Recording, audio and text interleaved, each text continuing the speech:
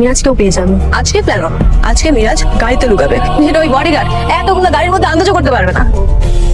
আজকে তোমাকে একটা ছেলেকে খুঁজে বের করতে হবে যে কিনা আমার থেকে 300 মিটারের মধ্যে কোথাও আছে। তোমার time 30 minute, so your time start now.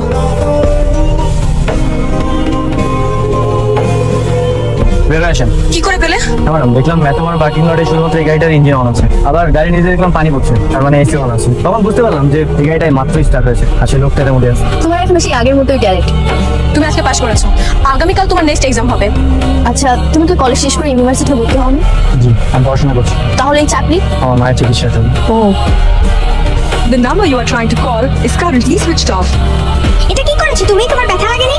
বড় হয়ে যদি আমি হারিয়ে যাই, হাজার মানুষের ভিড়ে তুমি আমাকে চিনে নিতে পারবে, এর জন্য। তুমি কি পাগল?